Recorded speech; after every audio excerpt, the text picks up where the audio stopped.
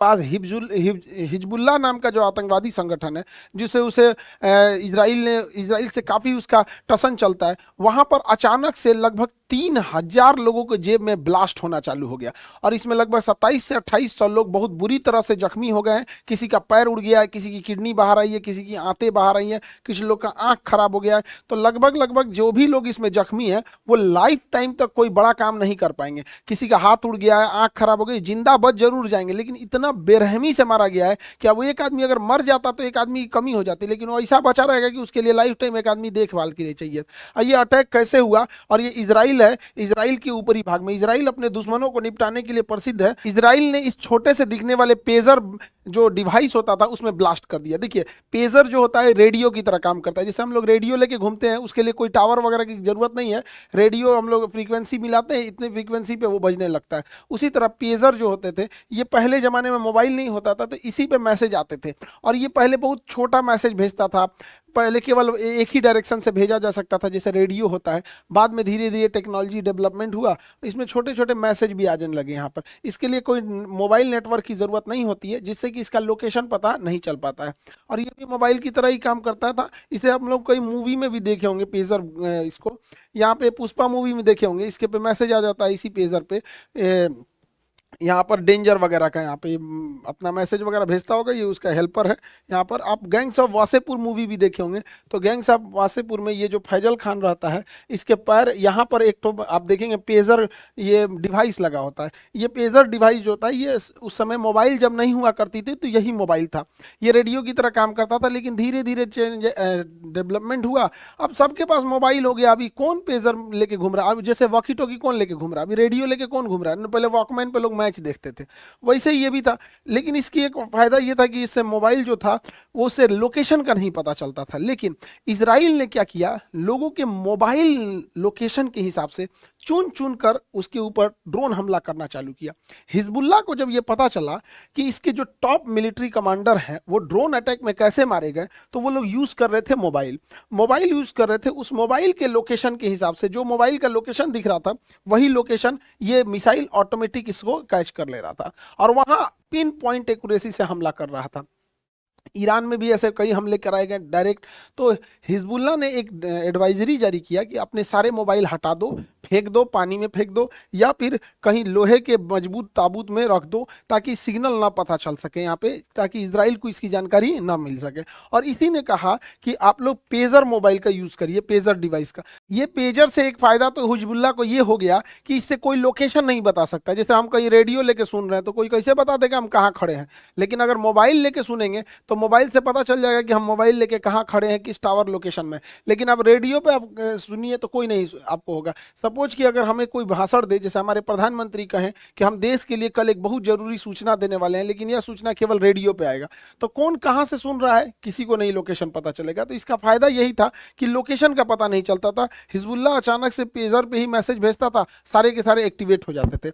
लेकिन इजराइल को इसी में एक मतलब दिमाग लगाया उसकी खुफिया एजेंसी ने। हालांकि इसमें मोसाद का कोई योगदान नहीं है, आगे समझेंगे लोग यहाँ पे। तो ये इजराइल के ऊपर लेबनान है। लेबनान ने 3,000 पेजर बनाने का ठेका दिया था ताइवान को, लेकिन ताइवान की कंपनी जो थी अपोलो गोल्ड जो था, पेजर बनाने का लाइसेंस दे दिया हंगरी की कंपनी को।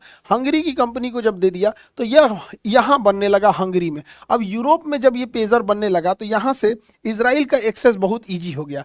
जब ये हंगरी से वापस यहाँ आ रहा था, इसी बीच में इजराइल ने यहाँ पर कुछ ना कुछ उसमें ऐसा अपलोड किया जो ब्लास्ट किया। आगे समझेंगे हम लोग कैसे किया था। जब ये पेजर हंगरी से 3,000 की संख्या में लेबनान के पास पहुंचा, इसी बीच इजराइल की खुफिया एजेंसी मोसाद के कहने पर इसकी एक यूनिट 8200 है, यहाँ पे इसकी मिलिट्री की एक यूनिट है, उसने क्या किया, प्रोडक्शन में ही इसके बैटरी के बगल में एक विस्फोटक लगा दिया। और उस विस्फोटक लगने के बाद ही ये पेजर पहुंचा था लेबनान में। अब ये विस्फोटक क्या था, अपोलो गोल्ड कंपनी का पेजर हो गया यहाँ पर। और इसमें क्या किया गया था, इसकी बैटरी जो थी, बैटरी ये चार्ज होता है, जैसे मोबाइल चार्ज होते हैं वैसे ये भी चार्ज होता है। तो इसके बैटरी के बगल में एक छोटा सा 30 ग्राम का, महज 30 ग्राम का लेकिन बहुत खतरनाक विस्फोटक जोड़ दिया, जिसको कहते हैं PETN 30 ग्राम काफी है एक इंसान का मतलब अंग को फाड़ने के लिए यहाँ पर।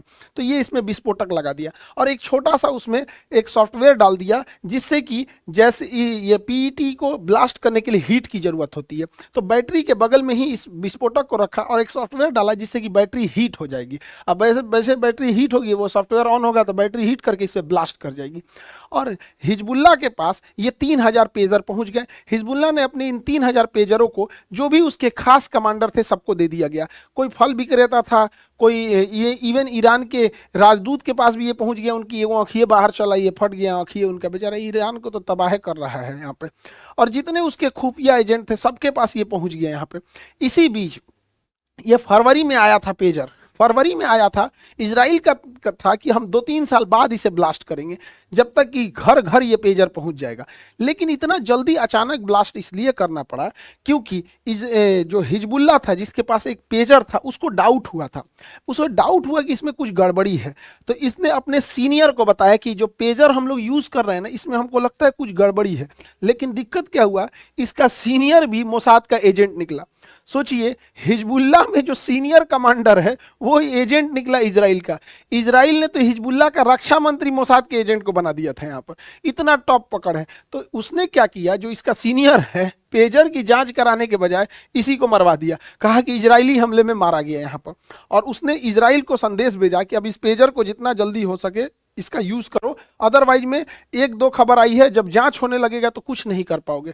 तो ये खबर लीक हुई थी जुलाई में, और सितंबर में हिजबुल्लाह जो था कुछ मैसेज देना चाह रहा था। तो इसने ये सितंबर का डेट रखा कि भैया अब इसको जितना जल्दी ब्लास्ट कर दो, वरना ये किसी काम का नहीं होगा, वरना इसे ब्लास्ट करेंगे नहीं तो ये किसी काम का नहीं बच जाएगा। तो इसे ब्लास्ट करने के लिए प्लान बनाई गई। हिजबुल्लाह जो था अमूमन 12 से 4 के बीच में, 12 बजे से 4 बजे के बीच में मैसेज भेजता था कि किस तरह से इजराइल पर अटैक करना है, क्या करना है। इसी का फायदा उठा के 3:30 बजे 17 सितंबर को 3:30 बजे इसके सॉफ्टवेयर को एक्टिवेट किया जाता है। इसे इस तरह से सेट किया गया था कि एक साथ 3000 लोगों पर मैसेज चला जाएगा।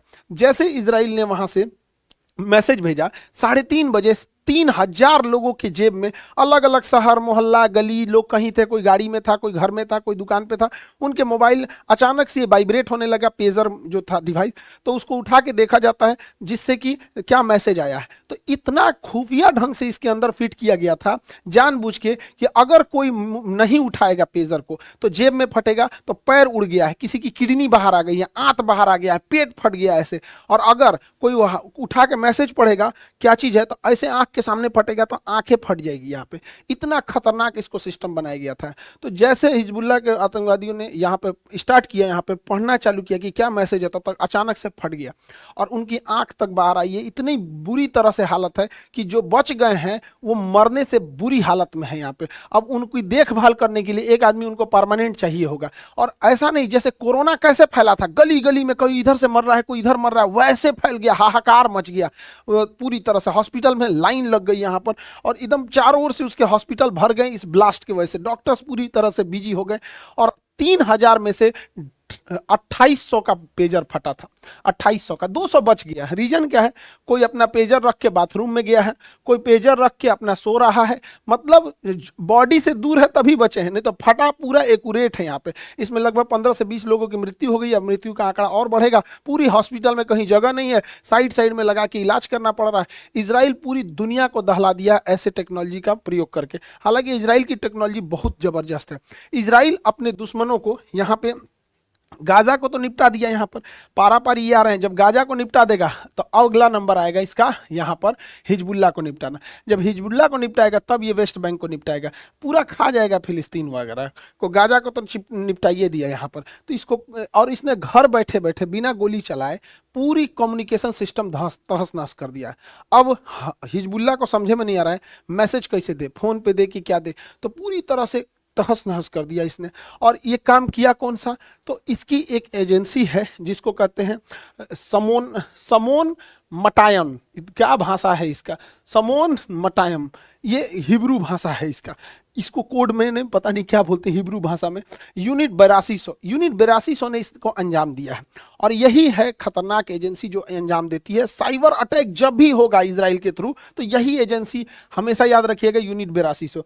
इसमें मोसाद भाग नहीं लेती है, ये मिलिट्री का विंग है, ये बहुत खतरनाक काम करती है। इजराइल जो था यूरेनियम बना रहा था, तो जो प्रकृति से यूरेनियम मिलता है ना वो उतना अच्छा नहीं होता है, तो उसे एक सेंट्रीफ्यूल में घुमा घुमा के उसमें से निकाला जाता है। कैसे हम लोग मक्खन निकालते हैं दही में से, और ऐसे दूध को मथ के, दही को मथ के यहाँ से निकाला जाता है, तो उसी तरह सेंट्रीफ्यूल होता है। इसने ऐसा अटैक किया कि सेंट्रीफ्यूल का स्पीड कभी बढ़ जाता था, कभी घट जाता था, कभी बढ़ जाता घट जाता। तो यूरेनियम दो टाइप के होते हैं, यूरेनियम 235 और यूरेनियम 238। इसी को अलग करने के लिए, जैसे मक्खन और घी को कैसे अलग करते हैं, दूध दही को ऐसे अलग करने के लिए वहाँ पे, तो इसने क्या किया, स्पीड बढ़ाने घटाने से क्या होगा, वापस सब आपस में मिल गया यहाँ पे, जिससे कि उसको और ज्यादा मेहनत करना पड़ा। हालांकि बहुत जल्दी आप देखेंगे ईरान अपना परमाणु परीक्षण करने जा रहा है। नेक्स्ट वीडियो में हम ईरान के परमाणु परीक्षण की बात करेंगे। अभी इसमें मोसाद हाथ नहीं था, यूनिट 8200 इसमें मेन इसका किरदार था। अभी इसके बाद हिजबुल्लाह में तो अभी ये पेजर ब्लास्ट हो ही रहा था, वॉकी टॉकी भी ब्लास्ट होने लगा, 15-20 आदमी वॉकी टॉकी में ब्लास्ट में होने लगे। यहाँ पे ये भी क्या हुआ, ताइवान कह रहा है कि भाई हमारे यहाँ से नहीं बना, इसमें मेड इन चाइना लिख रहा है, यहाँ पे ये भी ब्लास्ट हो गया। अब बात किस पे करें लोग, इसके अलावे लोग जो छतों पे सोलर प्लांट लगाए हैं ना, कहने के लिए सोलर प्लांट है, इसके अंदरवा बम है, अब पता ही नहीं चल रहा है उन लोग को भड़केगा क्या। अब अगला ब्लास्ट आप देखिएगा वहाँ एसी में होने वाला है, जो लोग एसी लगाए होंगे गर्मी में उड़ेगा यहाँ पर। अभी इजराइल ने ऐसे खुफिया एजेंसी में लेबनान के अंदर हिजबुल्लाह के आसपास के एरिया में बहुत सारे ऐसे टूथपेस्ट घूम रहे हैं, जिसको टूथपेस्ट कोई करेगा तो मर जाएगा यहाँ पे। अब कुछ दिन में ये सुनाई देने वाला है कि वहाँ टूथपेस्ट से मरने वाले हैं सब वहाँ पे। अब कोई भैया तुम लोग देखो, मंजन के जगह अब तुम लोग न दतवन करो भाई, हम क्या कर सकते हैं, हम तो समझाइए सकते हैं, आगे तुम्हारी मर्जी, तुम लोग क्या कांड किए हो। सामने वाले का हैसियत देख के ना लड़ा जाता है। और अगर अभी पावर नहीं तो पढ़ाई लिखाई करो, 10-15 साल में परमाणु बम ले आ देना, कौन चीज चिटपुटिया